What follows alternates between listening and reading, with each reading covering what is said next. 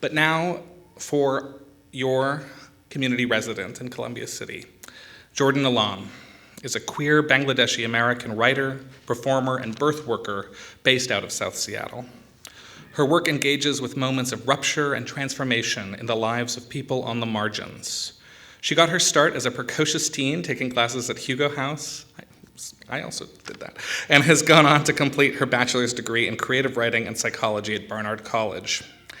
Jordan's work is heavily engaged in community, as I said. She's a Kundiman Fellow and current Kundiman Northwest organizer, and has worked as a teaching artist for emerging writers of color in New York City and here in Seattle. She is also the founder and current editor of Project As I Am, an online Pan-Asian American arts and activism publication, which is at project-as-i-am.com. At present, she is creating collaborative performance pieces about stories of the body through this fellowship, this residency with Town Hall Seattle, and editing a draft of her debut novel. Please join me in welcoming How the Body Holds Its Stories and Jordan Alam.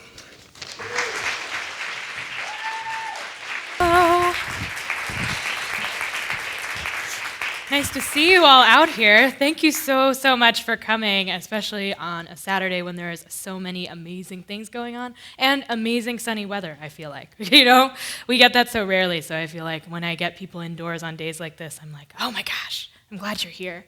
I love that intro, and I appreciate kind of contextualizing my work, and I want to contextualize this particular piece. But first, because this is a piece about bodies, I want to get us into our own bodies here in the audience.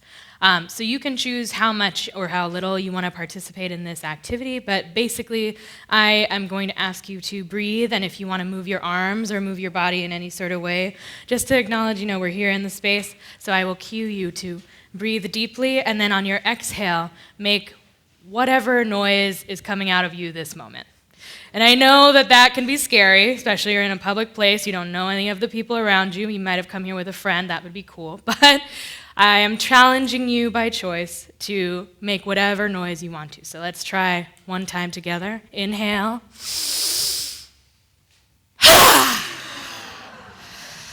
Awesome. We're gonna do that one more time with me. Inhale. Awesome. Thank you so much, y'all. I want to say that in this piece, because we are talking about bodies, we are talking about sensitive subjects. So I want to say that we encourage you to take care of yourselves throughout the piece. Our performers will be bringing up topics of sexual assault, bodily fluids, and body horror, mental health issues, things like that, which can be pretty heavy for folks. So if you feel the need to leave the space for any amount of time or check in with folks, we encourage you to do that. Take that space, take that time for yourself. And now, without further ado, I'll introduce the other two performers that are amazing and going to be out on this stage with me. The first is Nic Masangkay, who is a Seattle-based spoken word poet, music producer, and singer-songwriter. With poetry that BuzzFeed claims will leave you speechless, and music that the Seattle Times reports is synth pop in the style of Reggie Watts, Nic is most proud of the love and support they receive from friends, family, and community. And then the other artist that is going to come out later in the show is Neve Mazique Bianco, a dancer and choreographer, singer-songwriter, actor-playwright, activist, body scientist, and accessibility engineer living in Seattle. They have been published abundantly online and directed and performed in dance on film, which have toured around the world. In 2017, Neve won Seattle Gender Justice League Celebration Award for directing and performing in the play Rising Up, written by Sarah Rosenblatt and Ibo Barton. They also performed and spoke at Berlin's contemporary theater venue Hebel am Ufer, I don't know if I'm saying that right, as part of Tender Provocations of Hope and Fear, and Berlin's No Limits Festival. Mazique Bianco received physically integrated dance teacher training from Access Dance Company and now is pursuing NASM's personal trainer certification in order to bring self-love and motivation to more populations and bodies. They're a member of Performance, Liberation Education, and Disability Justice Movement project Sins Invalid, member of a performance, liberation, and fashion house collective called Play They, founder of production house Bad House Processions, and writer, director, star, and and star of the musical play ballad Ya Ungodly Things, which they received a grant for from the Seattle Office of Arts and Culture. So without further ado, these amazing folks are going to be entertaining you tonight, and then we will definitely have a good conversation afterwards. So thank you again for being here, and enjoy the show.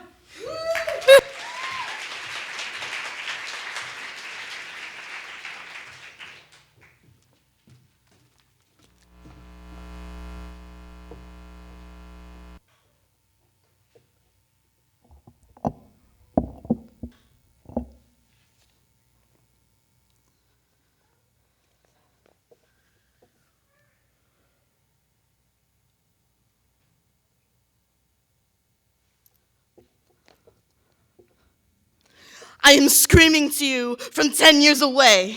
This is the quietest pain that I know. 11-year-old me was too child to closet, the growth spurt of confession staring back at me through my middle school mirror as I rehearsed the day that our noses would meet and I would collapse that unburned bridge between us with a breathless I love you. I still need to hear it from you, but we have said it. At 12 years old, falling asleep on our first cell phones, our cheeks kissing the faces of our pillows, what else could we do? One day, from my bedroom doorway, my dad yells, "Nicole, what happened to you?" So I say, we're just friends. What else could I do? Yesterday, my therapist says I've had PTSD. Today is 10 years away. Today, I am 21. Today, I am driving, and all the streets have looked the same since I turned 18. We are the only flashback I enjoy. In cycles, I don't know how old. I am 13, I think, and can't fathom that you just kissed my left cheek for the first time in front of everyone. Would wonder why we would brush skin in ballet class. Everyone heard you. Nicole doesn't like me anymore. Everyone knew I'd say we're just friends because my love is fake as long as I'm not a girl. I don't know how to explain my head or heart or body or phantom to anyone. But I know how to throw dead words in place of my first love and offer you my quiet heart with this voice. Too late, hushed, never spoken when I should have. In 2005, your fingertips teased me about the way I used big words and big breaths, but in this moment, all verb tenses compress. So when Frank Ocean came out, I wondered if you think about me still. Crouched under a stage platform before my last dance recital. My right thumb wipes a tear from the dark pool of your left eye. 10 years away, you confess, "Nicole, I have always loved you."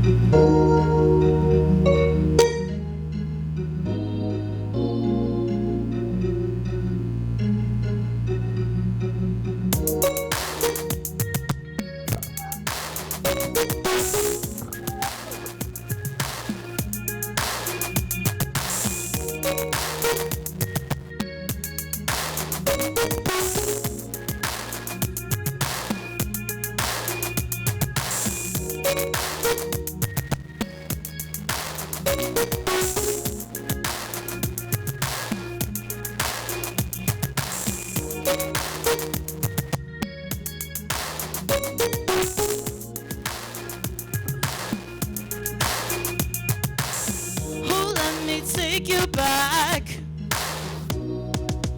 to where we started at. You used to hold me close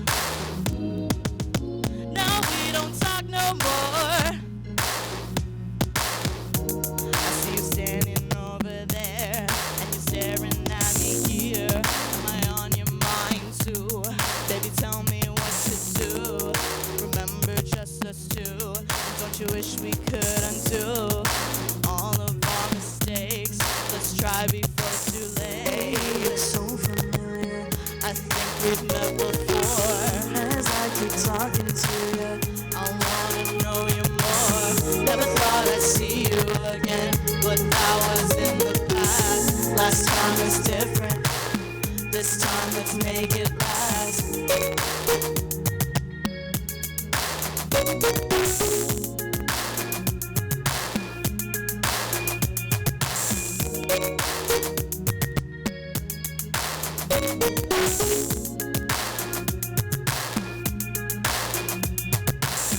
True that it's been so long.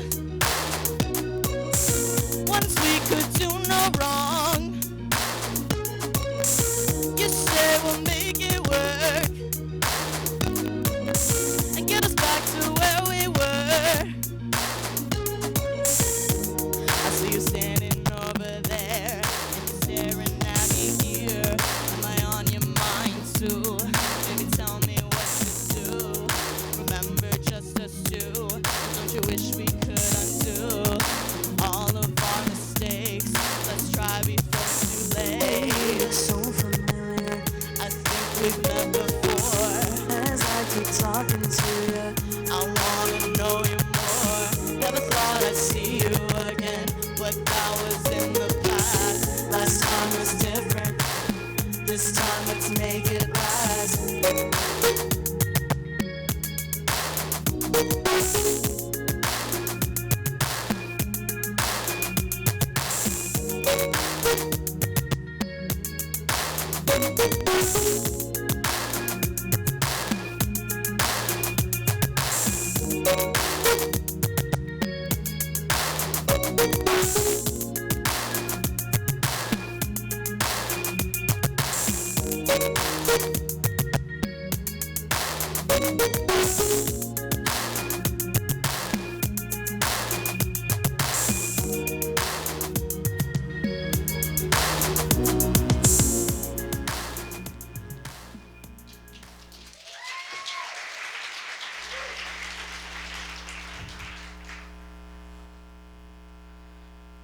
We pause, still enough to disappear. We are tired of calling this hiding. Her heat from behind wafts to my neck like the whisper of a middle school secret. I turn careful.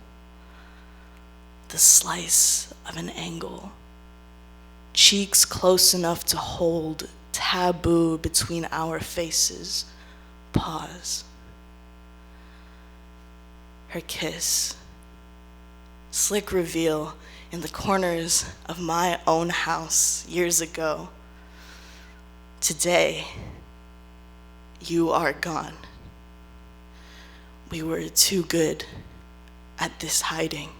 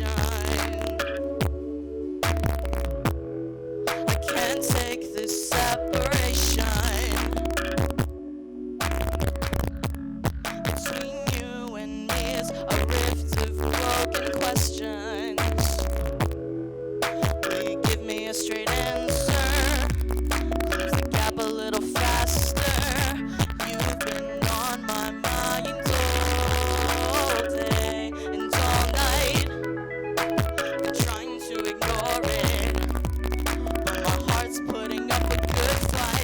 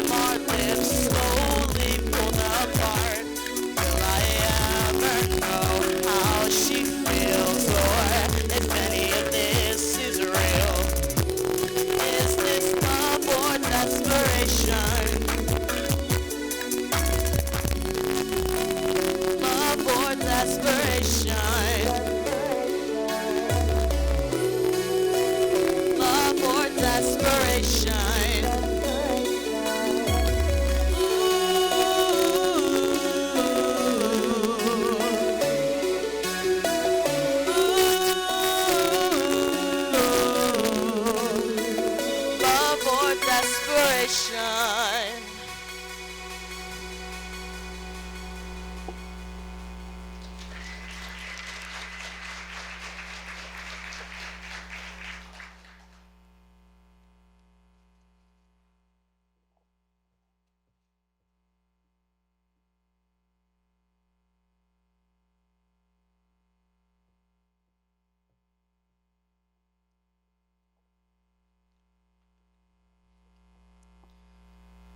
Melancholia, unresolved grief.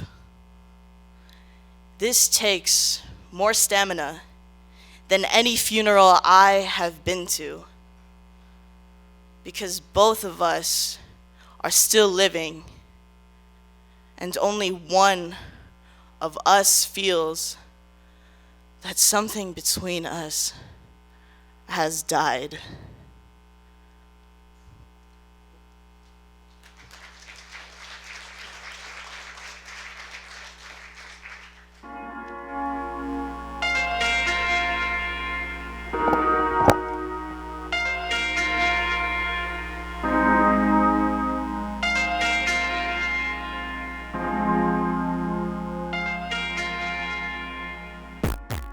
Asked you 1,000 times to stay.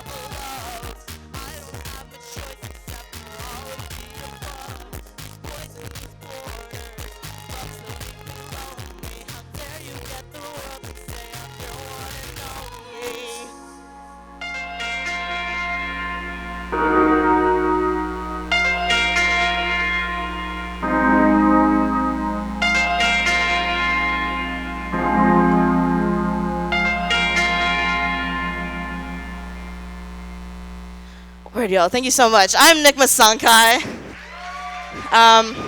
Thank you all so much. I appreciate that. Thank you for listening.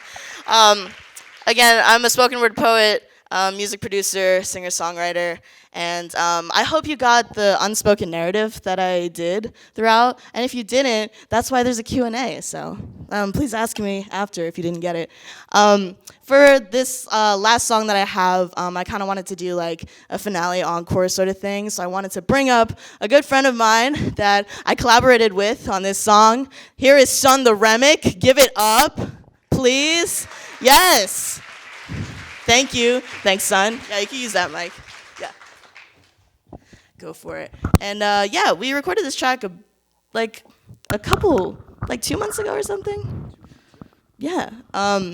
It is available on my Bandcamp, nicmasangkay.bandcamp.com. You can also stream it for free on soundcloud.com/nicmasangkay. So yeah, this one's called Undesirable. Is your mic good? Check, check, check. Yup, okay. Beautiful people of the town. Yup. Ooh, can we get it up? Thank you. Again, this one's called Undesirable.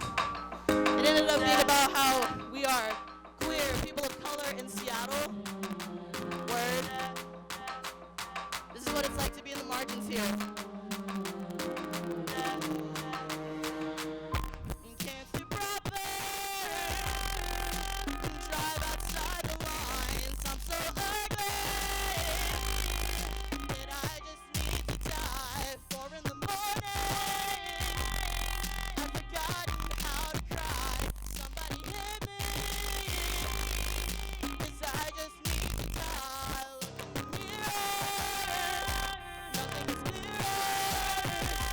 Sad reflection, broken in sections. Look in the mirror, nothing is clearer. Sad reflection, broken in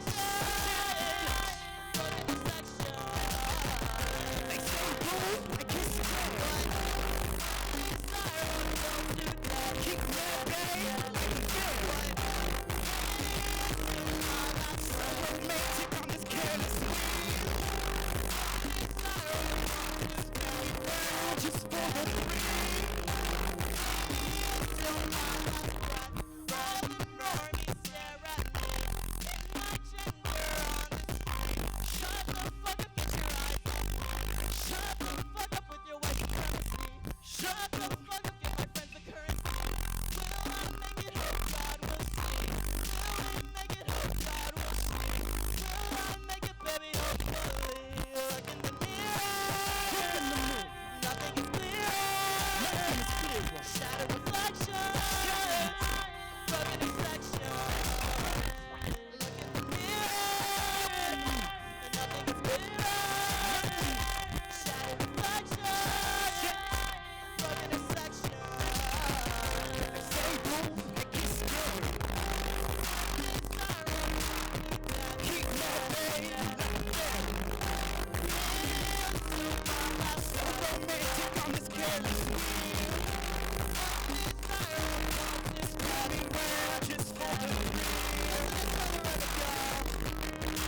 Sidewalk leads to a rainbow.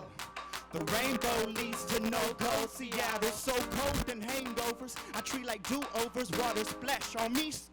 Range Rovers. I ain't sober enough. This layover hung up on payola. I know what they say is so. I see you ain't laying low. I'm riding to kill me slow. They find me to take me now 'cause they already took my soul. They say boo, but you scared. Keep that baby.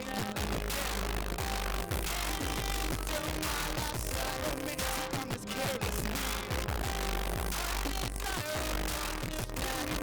Just for the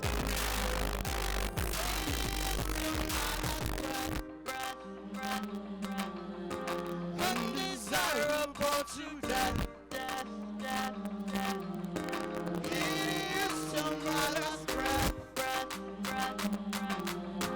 Undesirable to death. Here's to my last breath. Word. Give it up for Son the Remick, first of all. Right? Thank you so much. Is that okay?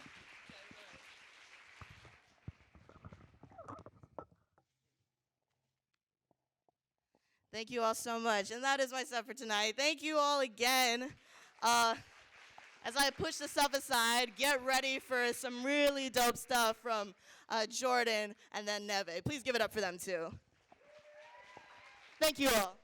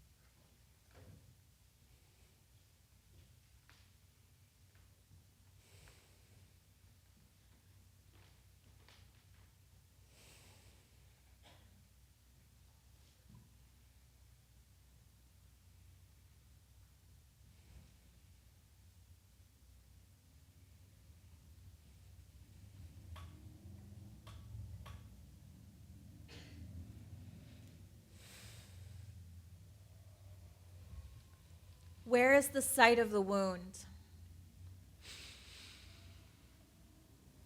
Blood, red, sticky, wet. Hips pressed against the wall and teeth marks on your shoulder. Wipe it off on the leg of your jeans like a grass stain. Hold your body rigid and make it smaller so the flow doesn't leak out. Pinprick, gush, heat on your face, metal in the mouth. The lovers, the family, thicker than water. Pink when mixed with mucus, bright and dangerous like the opposite of a garter snake. Breath, lightheaded. Clasp your hand tight over that towel to make it stop. I drink a cup of blood with dinner. It is not halal. I give myself a nosebleed, claiming that I'm fine, but it's just dry out here. When the rushes begin, I watch the blood in the mirror, a perfect ruby red squeezed between brown thighs. It is too hard to be corporeal. In my body, there is nowhere to hide. I drag my hands down over my ample, soft stomach, feeling my stretch marks. My skin is dry, and my fingernails leave white marks behind when I dig them into it. I have spent a lot of time fantasizing about where I can leave this body behind. In the closet, next to the ponchos, on the park bench, when it's too chilly outside, wherever Wanda Sykes leaves her detachable vagina. But instead, a cramp rises in my lower abdomen, and I have to breathe hard until it passes. What brings you to therapy? Some liquids the body makes. Mucus, phlegm, spit, tears, emotive and moistening. Urine, semen, vaginal discharge, see also cum, used in the phrase cum dumpster. Vomit, amniotic fluid, and blood. Menstrual and fresh, distinguished by color.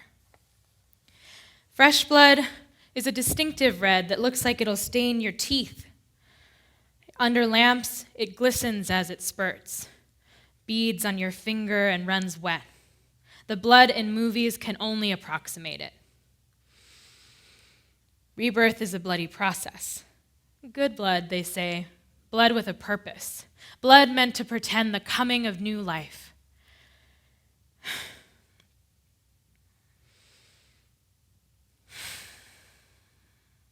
We're so used to seeing blood as a bad thing, as the sign of a problem. Spit into the sink and see blood, and you'll wonder which part of your insides has split. In a parallel universe, I say all the right things needed to make it stop. I do not get taken out to the back of the mall parking lot and told to take off my bottoms. I do not let him put his fingers inside of me so sharp that I gasp from the pain of it. He stops when I ask him to, even if I mumble through it. My underwear does not run with blood for a day after.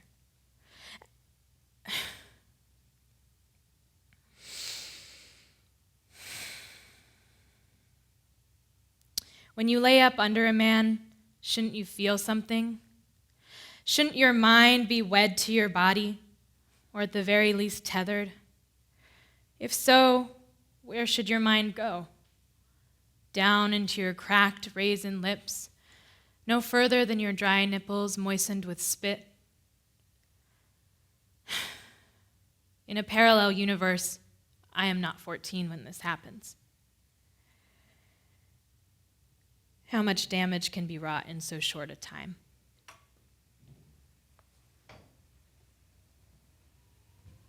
What does it feel like to live in your skin, to be touched? A vagina is really a sphincter, a wall of muscle that can clamp down due to stress or impact. I am a muscle tensing on impact. It feels safer to think of it biologically than emotionally. Emotionally, I am a failure at the one thing I was meant for. I'm not strong enough, I'm too sensitive. I'm a broken thing, I'm unlovable and require operating instructions. I do not let people into my body or my heart. And in this litany of failures, I am not exceptional, and it keeps me thinking about all the people who are carrying around the secrets of a body that won't obey and won't be solved through the advice of others. When I got my IUD put in, I screamed. The doctor told me not to make that much noise. Had I taken the aspirin they had recommended beforehand? It couldn't have been more than 10 minutes, but I felt like an eternity. There. And tell your friends that it didn't really hurt that much, the doctor said. I felt woozy. I wanted to vomit. I rode down in the elevator with my then partner who wouldn't want to hold my hand. How easy it is now to have sex with someone on my cycle when I'm used to touching my own insides and seeing the contents. Put down a towel and tell them that you wanted to feel something. Wonder, as they labor over you with your heels in the air, just exactly what you wanted to feel. Can we talk about that in more detail? Yes, later. How do you get access to your full range of emotions? I say, of course, but think family, lover, stable home, future. How long have I wanted that? Could I give that up in the name of being a real queer? Probably can't. And it's like another one of my bad habits that I can't give up. Sleeping in late, can't. Biting my fingernails, can't. Crushing on people who don't see the whole of me, can't. Feeling like I deserved it, though, can. Feeling ashamed, can. Masquerading as straight for affection, can. Questioning Allah's wisdom in keeping me alone, can't. Can't help but think, when I stop scrolling through the news feed, of how a newborn's face looks so serious when they enter this world. Not worried, but serious, like they already know what's coming. Can't stop replaying the image of a little body, fully formed with feet and hands, emerging into this world in a gush of liquid. Can't stop crying in private, thinking of all the babies I've seen cross that threshold, blue and unmoving, only to be resuscitated an agonizingly long minute later. Can't stop replaying that scene, wondering if there was something else I could do different. Hold my body more still in order to take in less air. Like a talisman against future uncertainties, I hold these images pressed to my chest and wonder whether, if ever, it will be my turn. If you could send yourself back in time, would you? When we play out the infinite revisionist histories, it's hard to think that there would be anything more than complicated timelines, trajectories where something just as upheaving had happened. How can you expect to excise an experience and turn out the same person? All other parallel universes are just as complex as this one. I remain aging, but I refrain from forgetting. Do you feel like you've made it out?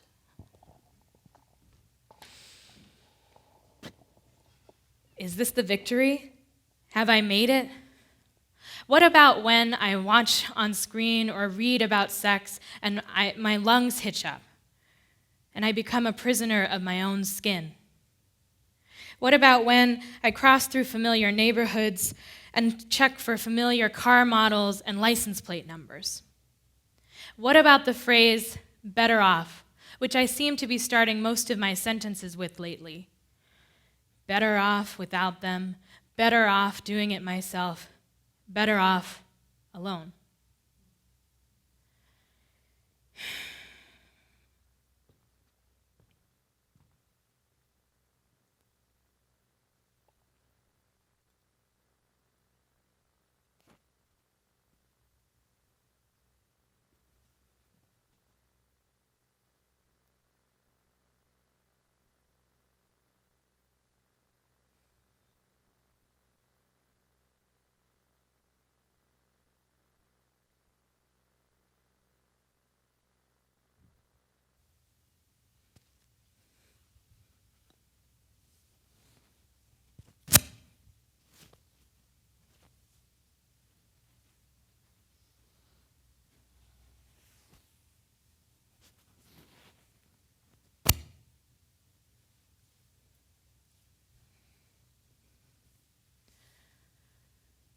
Little one, I know who you were then.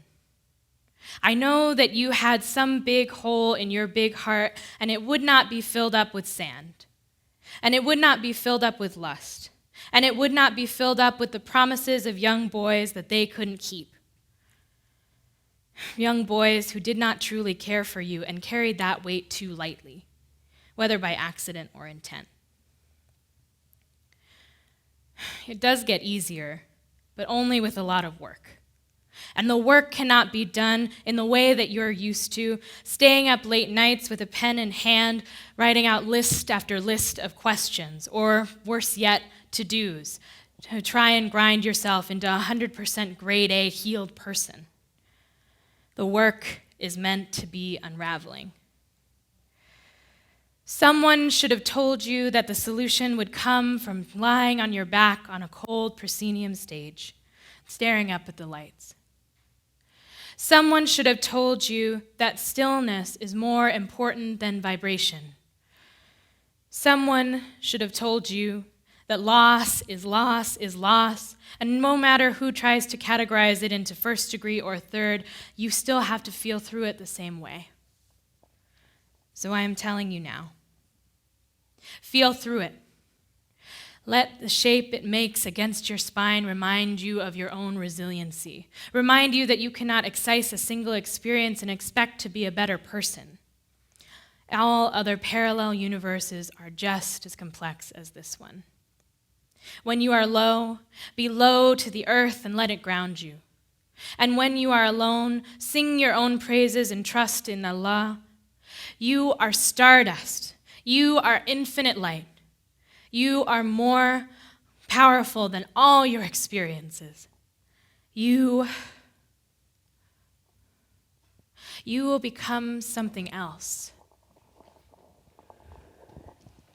You will become something else. You will become something else. You will be different soon. I will become something else. This will all be different soon.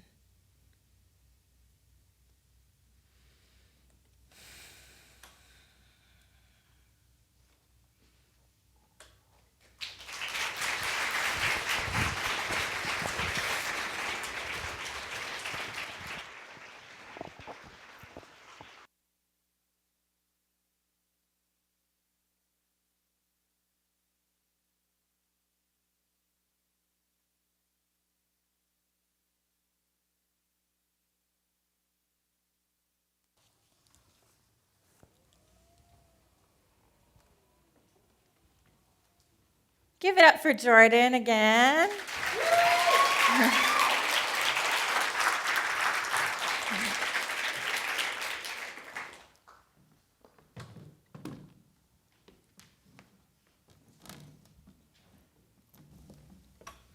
Hello. My name is Neve Mazique Bianco, and for this piece, I am going to need some vocal participation from you lovely people. So when I cue you by going like this, you're going to make this sound.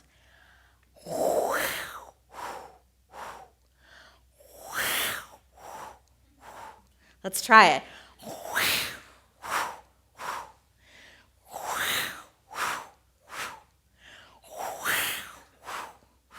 Awesome. You're doing so good. So Nic and Jordan are also going to be accompanying me during the song that I'm going to sing. And when I do this, they're going to cut out their sounds, but y'all should keep going. So it's going to be like a little bit of a lung capacity test. And that's okay, because there's so many of you that if someone needs to take a break, someone else will fill in that beautiful space with wind. So you're all my wind, okay? The wind beneath my wings, so to speak. Okay. Now I'm starting.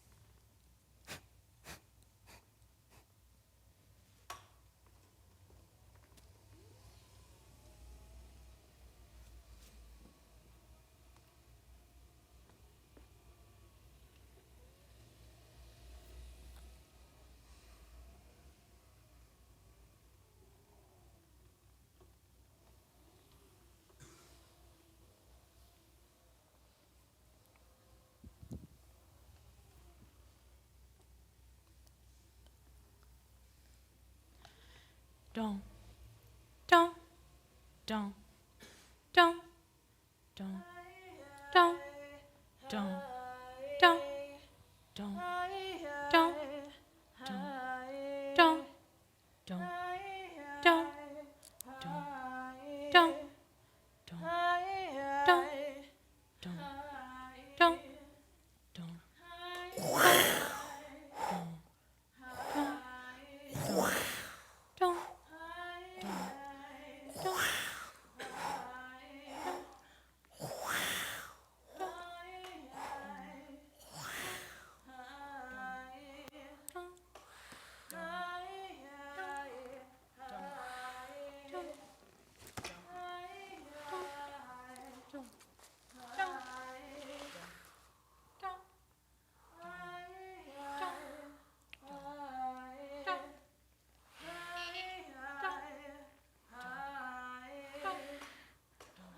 When I was little, I would sing from this round white place inside of me. The hallways they built were not the world, so there wasn't space for my globe of free feeling, loud feeling, fire feeling, loud feeling, rivers feeling. My heart spits clouds.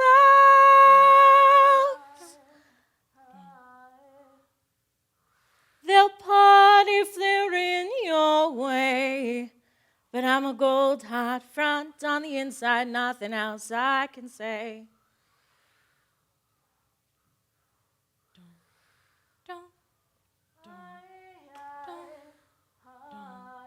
In a town of green and white, I was blood and tropical nights. My need to express it was so strong, but they said I was twisted all along. Passion, a dirty word, passion. A bad thing's curse, passion. A dirty word, passion. Found on this earth, passion. Filled by the heart. They'll part if they're in your way. But I'm a gold hard front on the inside, nothing else I can say. When I was little, I would sing from this round wide place inside of me. That's the place he said he saw when he hit my face and laughed at me. Passion, a dirty word, passion. A bad thing's curse, passion. Fire burn, passion. Rivers turn, passion. My heart makes sounds.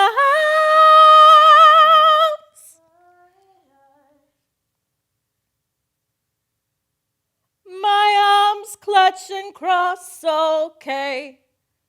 My legs shake and cross, okay. They'll part if they're in your way. But I'm a gold heart front on the inside, nothing else I can say. No, no, no, don't make me, no, no, no, don't test me, no, no, no, don't make me, no. I'm a gold heart front on the inside, nothing else I can say.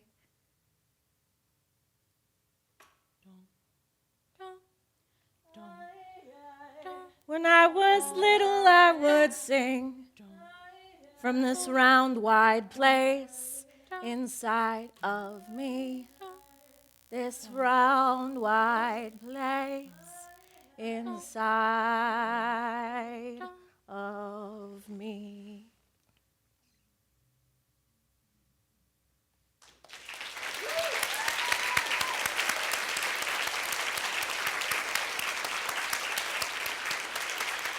Thank you for being a part of my orchestra.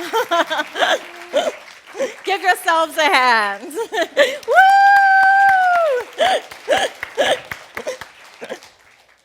Awesome. Wow. You're so good. You're so good.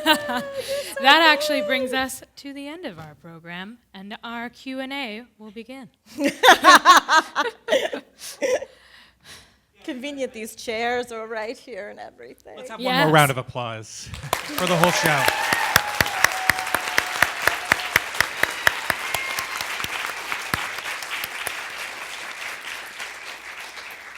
So we have a few minutes if anyone has a question and is willing to come up to the microphone, or if they want to raise their hand, I can come to you. We also know that it's hard sometimes to warm up audiences to Q&A, so I think you got a little bit of warm up with participating in Neve's song, but if you are shy or feeling a little bit nervous about asking a question or just taking it all in, I can also start. We could also just breathe once together, Yeah. because that was a lot, right? It's true. You may have some feelings. I don't know. Hopefully, So, honestly. Do Yeah. you want to facilitate the breath That again? sounds great. Yeah. So similar to as we did at the beginning, I'll ask you to breathe in once and make whatever sound you'd like on your exhale.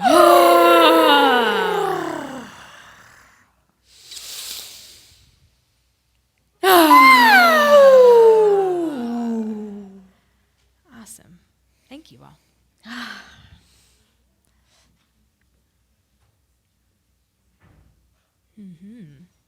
Who will be our questioner?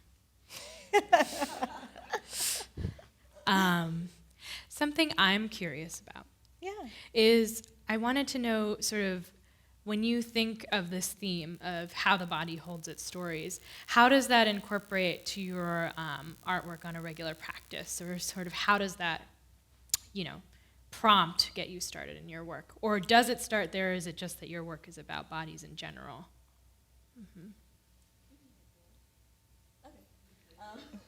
Well, I like to think about. Oh yeah. Sorry about that. Okay. Yeah, when I think of how the body holds its stories in my work, I opened with a poem that was supposed to emulate flashbacks. So I'm talking about my experience with PTSD, other mental illnesses, and the physicality of trauma, basically. And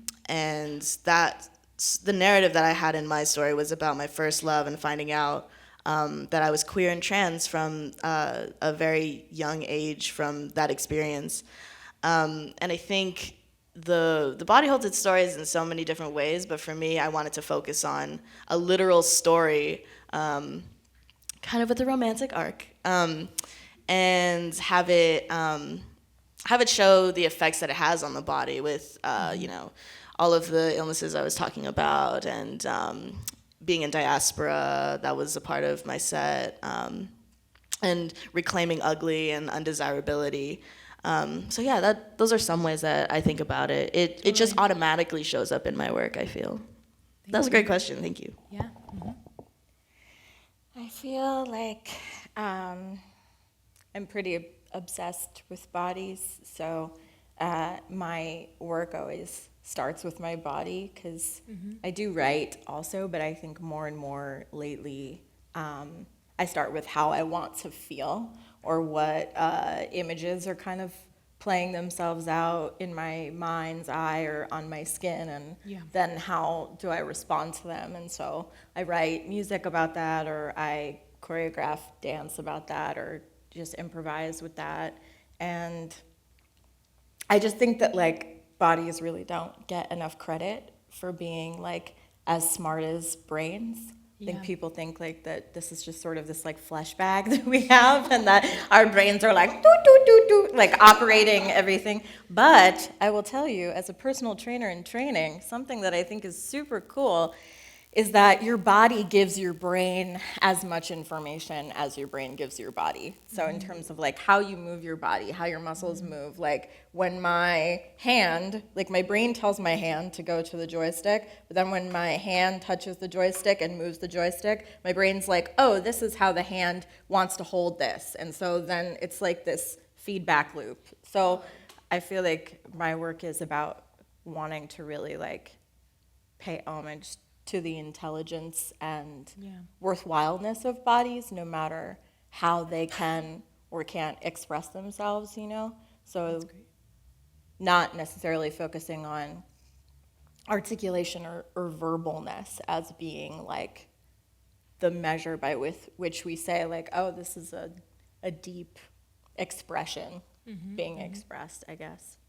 Awesome. Thank you. How about you, Jordan? How about me?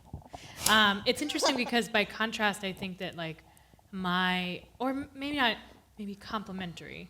I would say that my piece, for instance, is very text heavy and is very much about sort of describing bodily experience in language, which is something that I've been really interested in terms of like making sense of body sensations, because I think so often I am not necessarily articulate about what I'm feeling, or it feels like a separation between what my body is experiencing and what my mind is saying it's experiencing. So instead, it's kind of like language is a vehicle for me to integrate those two things and kind of understand all of that information, which itself is not sort of translatable into thought all the time for me. Yeah. Yeah, Cool. Thank you. yeah, thank you. Audience. 2 mics. And also, yeah, that would be great.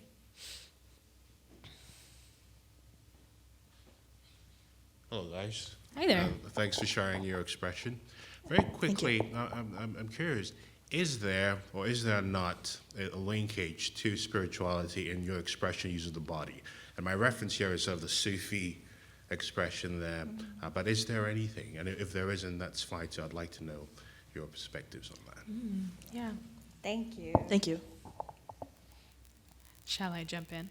Go for it. I think so.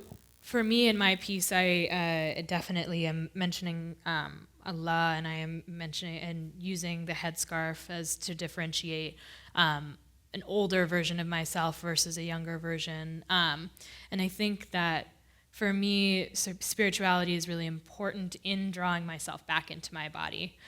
So I am a practicing Muslim, and like I am often kind of thinking about what all of these intersections are. So for my understanding of Islam is definitely in a place of we are all part of God, or we are all part of the divine, and so we each hold a little piece of that, and that's also referred to in sort of the infinite light line in my piece. So thinking that we are actually all part of one divine body is an interesting way to conceptualize the universe for me, and so that's kind of how spirituality plays in my work. Yeah. Spirituality definitely plays a really big role for me. And I'm Unitarian Universalist, and also practiced African American and Afro-Caribbean folk magic and ancestor worship. And so absolutely for me, I think that spirituality really plays into how I remember that I'm worthwhile when it feels very much like society wants to tell me that I'm not. And I think I didn't always admit that to myself, because being a queer person, being a like radical leftist anarchist person is sort of especially on the West Coast, but in a lot of other places too, kind of pre-prescribed that you're not supposed to be religious or spiritual, or that if you are, you're being like taken advantage of, or you're being repressed, or you're being whatever, you know?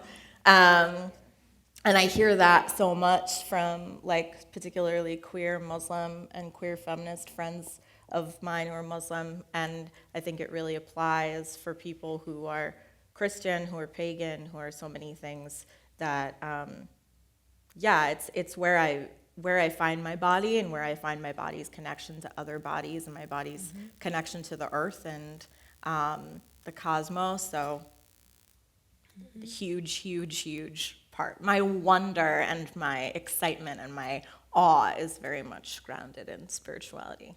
Yeah. Cool, thanks.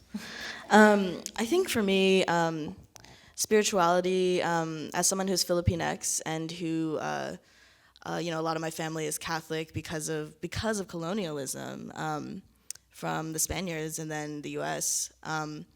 I look to spirituality in ways of honoring my ancestors because, like, for example, me being queer and trans, we already had, these aren't new things for my people. We already had this before colonialism. There are lots of different genders from indigenous Filipinos, and every time I write or every time I perform, the vibration literally of speaking the poetry or singing the music, that is in my body, and I feel, I am my ancestors' stories, how the body holds its stories. I am a summation of all of their stories, how they kind of pushed generations forward to get to where I am today, and that's because of them. So, of course, spirituality is a huge part of my art, for sure. That's great. Actually, I think also on that note, it's interesting because we were talking as artists together about this set, which, we had such different pieces in it, but sort of the unifying piece apart from the theme is thinking about ritual. And I think ritual is really like in line with the idea of spirituality and, such a part of it. So it's interesting to think that resonates in a way. Yeah.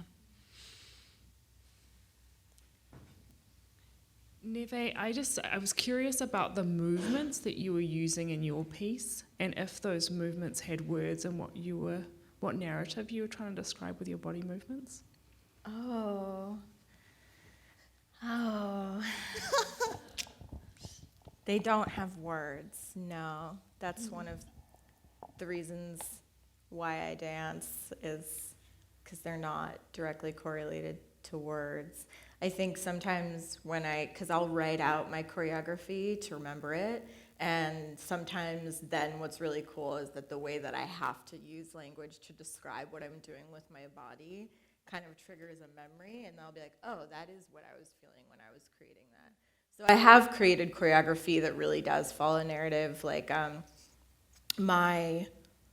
what have I been calling it? A play ballet or a ballet musical that went up at Gay City in January and is going back up. It's being relaunched at Velocity Dance Center in the winter, early spring of 2019. And with that, it was like a very linear narrative, and I was choreographing pieces that were not necessarily linear themselves, but were encompassing the emotions and the sort of trajectory that was happening in that scene.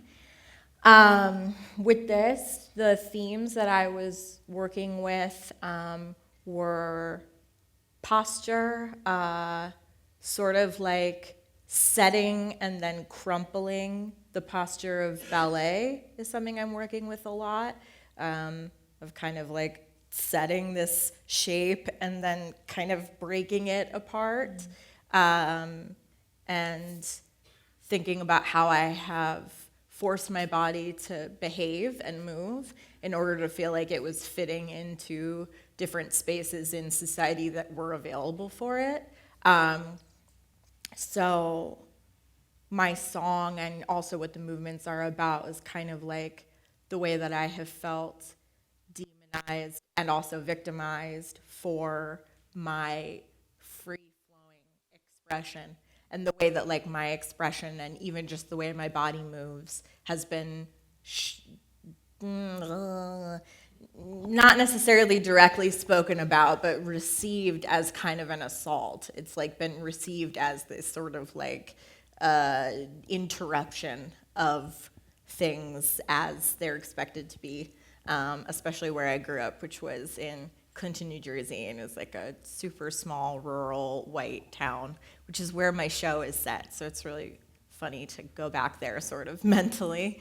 But yeah, that was what was happening. And this moment was a very clear moment for me. It was like an abusive boyfriend that I had and who gets referenced in the song. So sometimes I have literal, like physical things my body has done in life that then get poured into my choreography, and sometimes it's just sort of like a sense of things. And what I like about dance is that you can communicate like a sense of things. You don't have to be like saying, this is what I mean, because you can like literally dance around it and people will get the feeling and get the understanding of what you're communicating. So thank you for that question.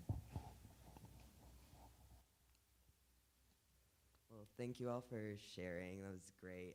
My question is, like, when I'm performing in front of people or just like doing something in front of people, feel very like disconnected from my body. So how, if you do, like, do you stay grounded in your body when you're performing and like stay connected? Great question. Is it okay if I jump in? Yeah, go ahead. Okay, cool. I know for me, that was a great question. That's so true. I still find myself doing that from time to time. It's not something that can be like mastered overnight, I feel. But what I like to do is I like to give myself permission to take time to actually sit with myself and what I'm about to pour out to people. So like even backstage, we kind of did something together, and then I was like, and that was really grounding too. We all like took a breath. We all did that breathing exercise actually. And then I was like, yeah, I'm gonna go and kind of sit by myself and kind of think about what I'm about to perform. And also, I just think specifically, I put myself back into the story that I'm trying to present, and think about what's like most important to evoke from people, because I'm trying to get people to feel what I was feeling at the time. But I think the biggest thing is just give yourself permission that it's okay to like sit in that. Yeah. Totally. Yeah. I think that I also think that's a really interesting question, in the sense that the material that I choose to share can sometimes make me have that disconnection point, so I totally get that moment. And I think that I've been really working on trying not to compartmentalize, similar to what you're saying, that it doesn't happen overnight. But in a way, I think that, like, I don't know, when I was memorizing my piece, for instance, like there was whole sections that I just like blanked out, not because I didn't memorize it, but because they were hard to share, and I could envision sharing them with other people and being like, you know? So I think that holding that and understanding that, and then giving, again, permission, like you're saying, to know that this is really hard, and then to dive in. And so for me, I was able to dive in at least somewhat in this stage and kind of make that space for myself. But other times, certainly not. You know, other times it doesn't feel as safe to do so. So it's kind of dependent on time for me. I think that I really am trying to build. It's like so hard because I'm not wearing glasses. So like as soon as someone walks away from the mic, I'm like, who was it? So I'm just like generally kind of looking around. They're like in the middle there somewhere. Yes, okay, cool. Okay. I'm making eye contact. Hey. I really, and contacts have been very troublesome lately, so I just don't have them in. But I can see you guys, and I can see that there are beautiful shapes of humans in the audience. Lovely shapes. Yeah, you're great shapes. I am trying to build in a ritual of warming up my body, and even if it's not like the outside of my body, like even if I'm not doing like aggressive stretches or whatever, warming up the inside of my body. And I think that I've been dancing for a long time. I have also been singing for a long time, but I haven't really been thinking of myself as a vocalist for a long time. And thinking of myself as a vocalist is really like giving me this imperative and incentive to be like, oh my God, like taking care of my throat and taking care of my lungs and taking care of the inside of my body, and remembering that if I don't have breath down here, I'm not gonna hit the notes that I wanna hit. And so in order for your body to perform as the instrument that you might want it to be, you have to like treat it beautifully and like give it the things that it needs. And so I think for me that's like how I try to keep myself grounded, is that I'm like, yes, this is totally nerve-wracking, and when I feel scared and nervous, I tend to float up out of my body, but my incentive for staying in my body is making what I created again. Like, I want to create what I created over and over and over again. And you have to, even if you're performing something that you've rehearsed 1,000 times, you're still creating it again when you are performing it for a new audience or whatever. So that's what I'm trying to do, to process. So, yeah. Hi. Hi. Thank you, first of all. So it's kind of a two-part thing. I've been thinking a lot about what makes my shoulders come down, like what makes me really, like be in that space as a human in a body. And so I just want to first express gratitude because I felt my shoulders coming down during your performances. Wow. Do you know, like I could feel like, Right? Yay.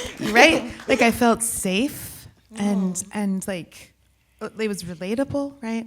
So that's just, I just want to say thank you. And the second thing is my question to you is, what makes your shoulders come down? Like just, whether on stage, off stage, out in the world, in a body, what helps you? That's my question, and thank you. Oh, Cool. thank you. Thank That's you. Such a beautiful question. Yeah. I can jump in. I think that lately I've been in a real practice of like vulnerability, and I think that that's something that, because I appreciate that, because I think sometimes I think of like shoulders coming down as being like totally relaxed, and sometimes that can mean just taking the space for rest, which we all don't necessarily get enough opportunities to do. But to me, it's also like feeling like I can be my whole person with someone, and that requires vulnerability, or requires sort of a lens of like, I trust you to hold this person who is letting down their shoulders or letting down all of this weight that they carry.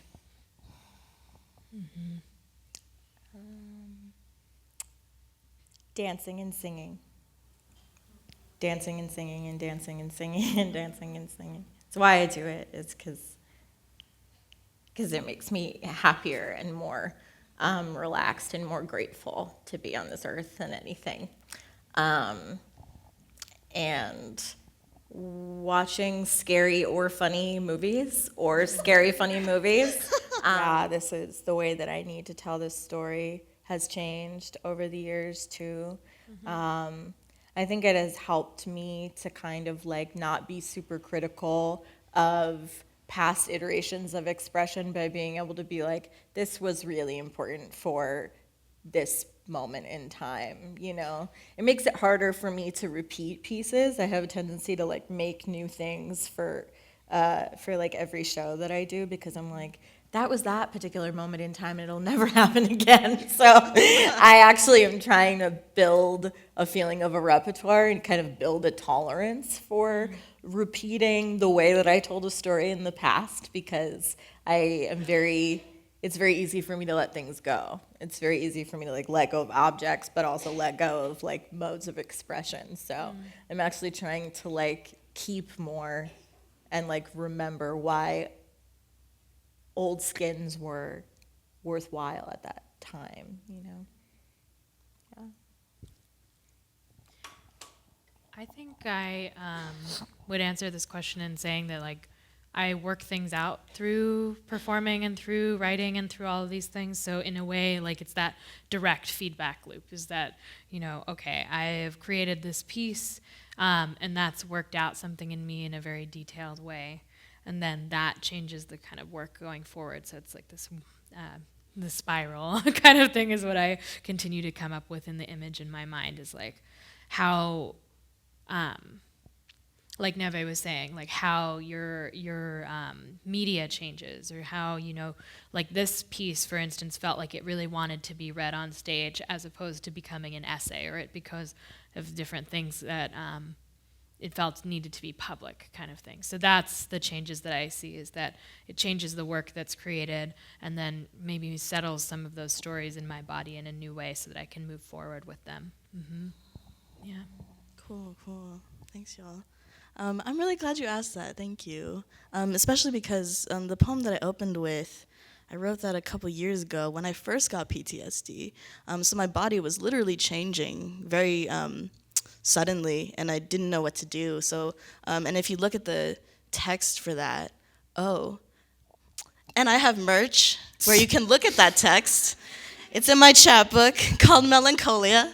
So you should pick it up. Segue. Anyway, but if you look at the text for that, it's written in all caps because I was like just screaming at myself and at these flashbacks because I was like, what in the world is going on with my body? I've never experienced this before. And then I really isolated when I got PTSD and all these other mental illnesses and fibromyalgia. And then that's when I started learning how to produce music. And I did that kind of very privately, all alone. And then when I got more stable and able to be like around people again and present my work again, I started doing music as a singer-songwriter and producer. So there's a very direct connection that I have with my art to how my body is changing. And I would also echo the same things that Neve and Jordan said. So yeah, thank you for asking that. That's very validating. Thank you. Thank you all again so much for being here. Thanks so much, Jordan and everybody. And we hope to see you again soon. I don't know if you have any last things you want to say, or maybe one last breath would be good. Yeah, that would be fun. I think that the last thing that I want to say is that folks, if you are able, or this is a free event, but just in general, support creators of color, support queer and trans creators, especially on Trans Day of Visibility. Please, support them, support us, find us online, share our work, however you feel like you can support. I think that that's a really important thing, is to boost the creativity and the stories of all of us, because we are doing so much work to not only survive, but to thrive in this space. So Jordan, what are your social media handles? What are my social media handles? So Instagram, Jordan_alum, ALAM. What is yours? At Neve Be Bad. Should I say mine now? Yeah, my Instagram is at Nic Masangkay. Yeah. And that's the best way to find me. Don't find me on Facebook. Awesome. Great job, y'all.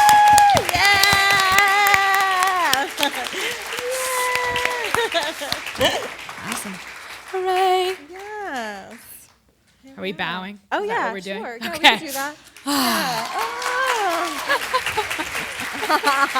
Thank you. Boo, boo, boo.